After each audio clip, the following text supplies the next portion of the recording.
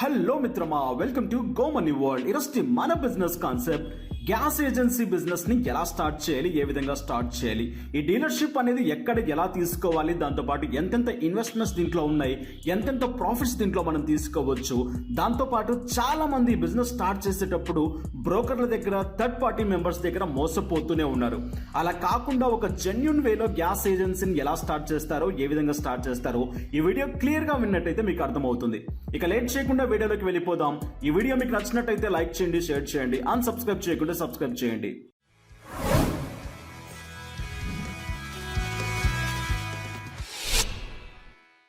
Gas agencies.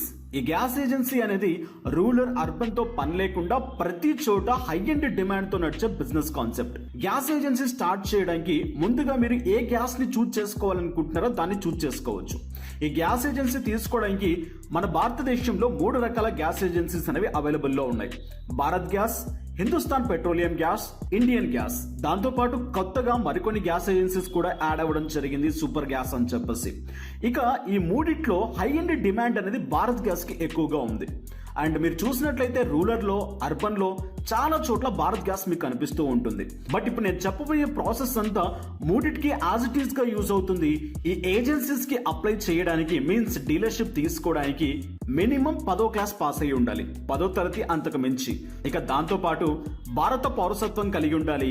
మీ వయస్సు అనేది 21 సంవత్సరాల నుంచి 60 సంవత్సరాల లోపల ఉండి ఉండాలి. ఇంకొక మ్యాండేటరీ పాయింట్ ఏంటి అంటే మీ ఫ్యామిలీలో ఎవరు భారత్ గ్యాస్, హిందుస్థాన్ పెట్రోలియంలో అండ్ దాంతోపాటు ఇండియన్ గ్యాస్ లో పనిచేసే వాళ్ళు అయి ఉండకూడదు. ఎంటైర్ పెట్రోలియంలో కానివ్వండి, గ్యాస్ ఏజెన్సీస్ లో కానివ్వండి పనిచేస్తూ ఉండకూడదు, వాళ్ళు అర్హులు కాదు.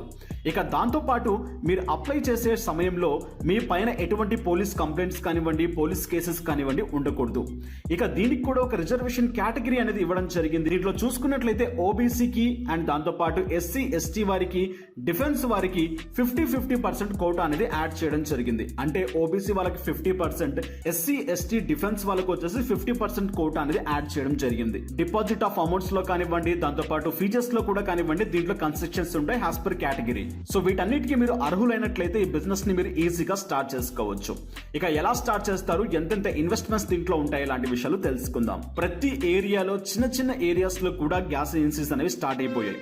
ఇది అనేది ఎవరు పడితే వాళ్ళు స్టార్ట్ చేసే బిజినెస్ కాదు, రిక్వైర్మెంట్ ని బట్టి వచ్చే బిజినెస్ కాన్సెప్ట్. సో ఇక్కడ మీరు తీసుకోవాలి అనుకుంటే మీ ఏరియాలో ఫస్ట్ గ్యాస్ ఏజెన్సీస్ ఉన్నాయా లేవా అండ్ అక్కడ అథారిటీ ఉందా లేదా అనేది చెక్ చేసుకోవాల్సి ఉంటుంది.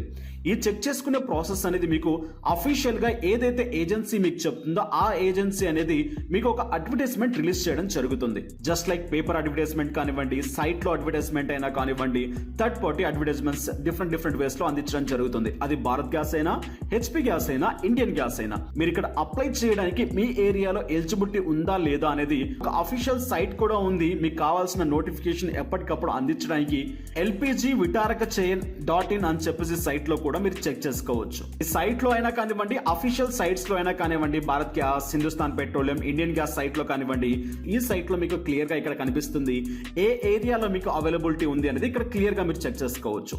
సో దీనికి మీరు అప్లై చేయాలి అనుకుంటే బిఫోర్ గా ఈ సైట్ లో రిజిస్ట్రేషన్ చేసుకోవాల్సి ఉంటుంది. ఈ సైట్ లో మీ డీటెయిల్స్ అన్ని ఫిల్ చేయండి యాజ్ పర్ యువర్ డాక్యుమెంట్స్. మీరు ఫామ్ ని రిజిస్టర్ చేసిన తర్వాత మీ ఏరియాలో అవైలబిలిటీ ఉన్నట్లయితే ఇక్కడ మీకు క్లియర్ గా కనిపించడం జరుగుతుంది. ఇక్కడ చూడండి, ఎక్కడైతే అవైలబిలిటీస్ ఉన్నాయో అక్కడ మీకు చూపించడం జరుగుతుంది. ఇలా మీ ఏరియాలో అవైలబిలిటీ ఉన్నట్లయితే మీరు ఈజీగా దీనికి అప్లై చేయవచ్చు. ఇక దీనికి అప్లై చేయడానికి ఫీజెస్ అనేవి ఉన్నాయి.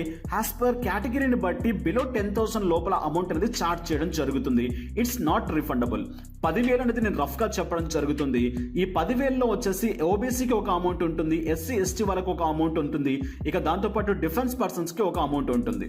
సో ఓవరాల్ గా 10,000 లోపల అనేది మీకు చార్జ్ చేయడం జరుగుతుంది. It's not refundable. సో ఈ అమౌంట్ అనేది మీకు రిఫండబుల్ అవ్వదు. ఇక దీనికి కావాల్సిన మెయిన్ రిక్వైర్మెంట్ వచ్చేసి ల్యాండ్. మీరు ఎక్కడ స్టార్ట్ చేస్తున్నారు, ఏ ప్లేస్ లో స్టార్ట్ చేస్తున్నారు అనేది కూడా దీనికి చాలా ఇంపార్టెంట్. ఇది కూడా మీకు ఒక ఇన్వెస్ట్మెంట్ లో భాగంగా వస్తుంది. ఈ ల్యాండ్ అనేది ఒక కమర్షియల్ గా ఉండాల్సిన పని అయితే లేదు. అండ్ చాలా చోట్ల మీరు ఏదైనా బిజినెస్ స్టార్ట్ చేయాలనుకుంటే కమర్షియల్ గా ఉండాల్సి ఉంటుంది. బట్ ఇది అనేది సిటీకి కాస్త దూరంగా ఉంటే చాలా బెటర్. సో అక్కడ మీకు ల్యాండ్ కాస్ట్ కూడా తక్కువకి తగ్గిపోతుంది. దాంతోపాటు ఈ బిజినెస్ చేసుకోవడానికి చాలా ఈజీగా అయిపోతుంది. ఈ బిజినెస్ చేయడానికి మీకు ఒక ఓన్ ల్యాండ్ ఉన్నట్లయితే చాలా బెనిఫిట్ అవుతుంది. లేదా మీ ఫ్రెండ్స్ ఆర్ ఫ్యామిలీ మెంబర్స్ ఉన్నట్లయితే అది దాదాపు 10 నుంచి 15 సంవత్సరాల లీజ్ డాక్యుమెంట్ అనేది మీరు చేయించాల్సి ఉంటుంది. ఇక దానికి అయ్యే అమౌంట్ అనేది మీరు మీ మ్యూచువల్ గా ఉండే వాళ్ళతో మాట్లాడుకోవచ్చు ల్యాండ్ గురించి. అది ఎంత ల్యాండ్ కావాలి, ఏ విధంగా కావాలనేది ముందు చూద్దాం. ఇక దీనికి కావాల్సినటువంటి సెక్యూరిటీ డిపాజిట్ అనేది యాజ్ పర్ కేటగిరీ మీద డిపెండ్ అయ్యి ఉంటుంది. అంటే మీరు ఎలిజిబిలిటీ అయినట్లయితే మీ ఏరియాలో అండ్ వేకెన్సీ ఉన్నట్లయితే ఇక్కడ ఏజెన్సీ స్టార్ట్ చేయడానికి అమౌంట్ పే చేసిన తర్వాత మీకు చిన్న ఇంటర్వ్యూ ప్రాసెస్ నడుస్తుంది. ఆ ఇంటర్వ్యూ ప్రాసెస్ లో మీరు ఓకే అయినట్లయితే మీ దగ్గర నుంచి సెక్యూరిటీ డిపాజిట్ కింద కాస్త అమౌంట్ తీసుకోవడం జరుగుతుంది ఏజెన్సీ వాళ్ళు. అది ఏజెన్సీని బట్టి, గ్యాస్ ని బట్టి డిఫరెంట్ చార్జెస్ ఉంటాయి. దాంట్లో చూసుకున్నట్లయితే 2 లక్షల నుంచి 6 లక్షల రూపాయల వరకు అమౌంట్ ఉంటుంది. రూరల్ కి ఒక రేట్ ఉంటుంది, అర్బన్ కి ఒక రేట్ ఉంటుంది. అండ్ ఈ అమౌంట్ అనేది ఓవరాల్ గా మీ ఏజెన్సీ అనేది మీరు క్యాన్సిల్ చేసుకునేటప్పుడు మీకు ఇది రిఫండబుల్ గా రావడం జరుగుతుంది. దాదాపు దాంట్లో 20%, 30% అమౌంట్ కట్ చేసి రిమైనింగ్ ఆఫ్ అమౌంట్ మీకు రిటర్న్ చేయడం జరుగుతుంది ఎంటియర్ లాస్ట్ లో. నెక్స్ట్ మీకు కావాల్సిన మరొక ఇన్వెస్ట్మెంట్ ఆఫీస్ సెటప్ కి. అంటే మీరు గోడౌన్ స్టార్ట్ చేసిన తర్వాత ఒక చిన్న ఆఫీస్ అనేది కావాల్సి ఉంటుంది. ఆ ఆఫీస్ కి మీకు దగ్గరగా 2 నుంచి 5 లక్షల రూపాయలు మీరు సెటప్ చేసుకోవచ్చు. అండ్ అది మీ ఏరియా మీద డిపెండ్ అయి ఉంటుంది. అంత అమౌంట్ పెట్టాలి అంటే మీరు పెట్టొచ్చు, లేదు అనుకుంటే లేదు. నెక్స్ట్ ఈ ఏజెన్సీ స్టార్ట్ చేసిన తర్వాత నెక్స్ట్ మీకు పడే బడ్జెట్ వచ్చేసి వెహికల్స్. ఈ వెహికల్స్ అనేవి మీకు దాదాపు చూసుకున్నట్లయితే చాలా మంది మ్యూచువల్ అండర్స్టాండ్ మీద పనిచేస్తారు. ఆర్ లేదా మీరే ఓన్ వెహికల్స్ పెట్టుకొని ఇక్కడ మీరు స్టార్ట్ చేసుకోవచ్చు. ఓన్ వెహికల్స్ పెట్టుకున్నట్లయితే మీకు కాస్త బర్డెన్ పెరుగుతుంది, ప్రాఫిట్ కూడా అలాగే వస్తుంది. లేదా మీరు థర్డ్ పార్టీ మెంబర్స్కి ఇచ్చినట్లయితే పర్ సిలిండర్ మీద మీరు ఒక అమౌంట్ అనేది చార్జ్ చేయవచ్చు.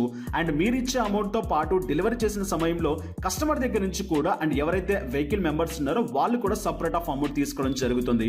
అది అందరికీ తెలిసిందే. సో ఇక్కడ అనేది వెహికల్స్ పెట్టాలా లేదా అనేది మీకు మీరే డిసైడ్ చేసుకోవచ్చు. ఇది వచ్చేసి ఇన్వెస్ట్మెంట్ ప్రాసెస్. నెక్స్ట్ గోడౌన్ ఎలా స్టార్ట్ చేయాలి, ఎంతెంత ఉండాలి అండ్ దానికి కావాల్సిన ప్రాసెసెస్ ఏంటి అండ్ దాంతోపాటు లీగల్ డాక్యుమెంట్స్ ఏమేమి ఇక్కడ సబ్మిట్ చేయాలి. ఈ ల్యాండ్ సరౌండింగ్స్ అంతా మీకు అండ్ ఆల్మోస్ట్ ఫైర్ సేఫ్టీతో ఉండాల్సి ఉంటుంది. అంటే ఏదైనా ప్రమాదం జరిగినప్పుడు దాన్ని ఆర్చడానికి కావాల్సినటువంటి ఎక్విప్మెంట్స్ అనేవి అక్కడ మీకు రెడీగా ఉండాలి. అండ్ దాంతోపాటు దీనికి కావాల్సినటువంటి లైసెన్సెస్ కూడా తీసుకోవాల్సి ఉంటుంది. సో ఏదైతే మీకు నియర్ బై ఏరియాలో ఉన్నటువంటి పోలీస్ స్టేషన్ దగ్గర నుంచి మీరు ఒక ఎన్ఓసి తీసుకోవాలి, మున్సిపల్ దగ్గర నుంచి ఒక ఎన్ఓసి తీసుకోవాలి. అండ్ దాంతోపాటు మెయిన్గా petroleum and explosive safety controller board దగ్గర నుంచి కూడా మీరు ఒక ఎన్ఓసి తీసుకోవాల్సి ఉంటుంది. ఇది ఉన్నట్లయితే మీరు గోడౌన్ స్టార్ట్ చేసుకోవచ్చు. ఇక దాంతోపాటు మీరు గోడౌన్ స్టార్ట్ చేసుకునే సమయంలో మీ దగ్గరలో టెలిఫోన్ వైర్స్ కానివ్వండి, కరెంట్ వైర్స్ కానివ్వండి, దాంతోపాటు డ్రైనేజెస్ కానివ్వండి, పెట్రోల్ బంప్స్ కానివ్వండి అండ్ పబ్లిక్ కి చాలా దగ్గరగా అనేది ఉండకూడదు. ఇది మ్యాండేటరీగా ఉంటుంది గోడౌన్ స్టార్ట్ చేసుకునేటప్పుడు. అండ్ మీరు పెట్టాలి అనుకుంటే గోడౌన్ ఒక చోట పెట్టొచ్చు, ఆఫీస్ ఒక చోట పెట్టుకోవచ్చు. అది ప్రాబ్లం అనేది మీకు అవ్వదు. ఇక నెక్స్ట్ ఈ గోడౌన్ స్టార్ట్ చేసేటప్పుడు దీనికి కావాల్సిన ల్యాండ్ ప్రకారంగా మనం మాట్లాడుకున్నట్లయితే దాదాపు మీ ఏరియాని బట్టి అంటే మీ రూరల్ ని బట్టి, అర్బన్ ని బట్టి 2000 కేజీ నుంచి 8000 కేజీల వరకు పెట్టేటువంటి కెపాసిటీ అనేది కావాల్సి ఉంటుంది. దానికోసం దగ్గరగా 15 మీటర్స్ టు 30 మీటర్స్ వరకు మినిమం టు మాక్సిమం అనేది క్యాలిక్యులేషన్ చేసుకొని మీకు అంత ల్యాండ్ కావాల్సి ఉంటుంది. అంటే నియర్ టు మీకు ఒక 700 గజాలు లోపల ఉన్నట్లయితే సరిపోతుంది. ఇక ఆఫీస్ ప్రకారంగా మనం మాట్లాడుకున్నట్లయితే 150 to 300 స్క్వేర్ మీటర్స్ ఉన్నట్లయితే చాలు. హ్యాస్ పై మీ మ్యాన్ పవర్ ని బట్టి మీరు ఇక్కడ చేసుకోవచ్చు. సో ఓవరాల్ గా ఇంత అమౌంట్, ఇంత స్పేస్ ఉన్నట్లయితే మీరు ఈ బిజినెస్ ని స్టార్ట్ చేసుకోవచ్చు. ఇక దీంట్లో వచ్చేటువంటి ప్రాఫిట్స్ అండ్ ఇన్కమ్స్, ఇక్కడ కమర్షియల్, నాన్ కమర్షియల్ లాంటివి సిలిండర్స్ ఉంటాయి. దాన్ని సేల్ చేసినప్పుడు మీకు ఇన్కమ్ జనరేట్ అవుతుంది. మీ ఏరియాలో ఎంత మంది గ్యాస్ ఆర్డర్ చేస్తుంటారో దాన్ని బట్టి మీకు అమౌంట్ అనేది రావడం జరుగుతుంది. ఇక్కడ ప్రాఫిట్ విషయానికి మాట్లాడుకున్నట్లయితే కమర్షియల్ లో మీరు చూసుకున్నట్లయితే దగ్గరగా 130 రూపాయల నుంచి 150 రూపాయలు ఈచ్ సిలిండర్ కి అమౌంట్ రావడం జరుగుతుంది. అంటే హోటల్లో, రెస్టారెంట్లో యూజ్ చేసే సిలిండర్స్ ఉంటాయి కదా, దాని మీద మీకు అంత అమౌంట్ రావడం జరుగుతుంది. ఇక నాన్ కమర్షియల్ అంటే మనం ఇంట్లో వాడుకునే సిలిండర్స్ ప్రకారంగా చూసుకున్నట్లయితే ఎవరైతే ఆర్డర్ చేస్తారో దానికి మీకు దగ్గరగా 30 రూపాయల నుంచి 50 రూపాయల లోపల హ్యాస్ పర్ మీ ఏరియా అంటే మీరు యూజ్ చేసేటువంటి రూరల్, అర్బన్ ని బట్టి మీకు ప్రాఫిట్ రావడం జరుగుతుంది. అండ్ ఇక దాంతో పాటు కొత్తగా గ్యాస్ అప్లై చేసే వాళ్ళ దగ్గర నుంచి మీకు కమిషన్ జనరేట్ అవుతుంది. ట్రాన్స్ఫర్ చేసుకొని మీ దగ్గరికి వచ్చినా కూడా మీకు అమౌంట్ అనేది జనరేట్ అవుతుంది. మీ స్టోర్లో అంటే మీరు ఏదైతే ఏజెన్సీ ఆఫీస్ ఉందో ఆ ఆఫీస్లో మీరు కొన్ని యాక్సెసరీస్ పెట్టి దాని నుంచి కూడా ప్రాఫిట్ తీసుకోవచ్చు. అంటే గ్యాస్కి సంబంధించినటువంటి రెగ్యులేటర్స్, బర్నర్స్, స్టవ్స్ లాంటివి పెట్టి దాని నుంచి కూడా మీరు ఒక 30-40% మార్జిన్ ఆఫ్ అమౌంట్కి సేల్ చేసి ఇన్కమ్స్ని గ్రాప్ చేసుకోవచ్చు. ఓవరాల్గా ఇలా ఈ విధంగా మీరు ఒక గ్యాస్ ఏజెన్సీని స్టార్ట్ చేసుకోవచ్చు, మంచి ప్రాఫిట్ని తీసుకోవచ్చు. ఓవరాల్ మనం ఇన్వెస్ట్మెంట్ చూసుకున్నట్లయితే దగ్గరగా 10 నుంచి 15 లక్షల రూపాయల ఆఫ్ అమౌంట్ పడుతుంది మీ వర్కింగ్ క్యాపిటల్ అనేది. అండ్ ఇంత అమౌంట్ ఉన్నట్టయితే మీరు బిజినెస్ని స్టార్ట్ చేసుకోవచ్చు. ఇక ఎస్సీ ఎస్టీ వాళ్ళకి కాస్త అమౌంట్ తగ్గుతుంది. ఇక ఎవరైతే రూరల్ అర్బన్ ఏరియాస్లో మనం చెప్పుకున్నామో దాన్ని బట్టి కూడా కాస్త అమౌంట్ అనేది తగ్గడం జరుగుతుంది మీరు విలేజెస్లో, టౌన్స్లో స్టార్ట్ చేస్తూ ఉంటే. సో ఇక దీని ప్రకారంగా చూసుకున్నట్లయితే మీకు 100% కాదు 200% మార్జిన్ అనేది జనరేట్ అవుతుంది. బట్ ఇక్కడ మీరు పెట్టిన ఇన్వెస్ట్మెంట్ కోసం అనేది మీరు ఒక 1 year ఆర్ లేకుంటే 6 months అనేది వెయిట్ చేయాల్సి ఉంటుంది. యాజ్ పర్ మీ ఆర్డర్స్ కస్టమర్స్ పెరుగుతూ ఉంటే మీరు పెట్టిన ఇన్వెస్ట్మెంట్ అనేది తొందరగా వచ్చేస్తుంది. ఆర్ లేదు అనుకుంటే 1 year మినిమం అనేది వెయిట్ చేయాల్సి ఉంటుంది. ఇలా మీరు ఈ గ్యాస్ ఏజెన్సీస్ ని స్టార్ట్ చేసుకోవచ్చు. తెలుసుకున్నారు కదా మిత్రమా అద్భుతమైన బిజినెస్ కాన్సెప్ట్ గురించి. ఈ కాన్సెప్ట్, ఈ అప్డేట్ మీకు నచ్చినట్లయితే లైక్ చేయడం, మాకు సపోర్ట్ చేయడం మర్చిపోకండి. నెక్స్ట్ వీడియోస్ లో మళ్ళీ కలుసుకుందాం. Have a nice day, have a good day, take care, జై హింద్, జై భారత్.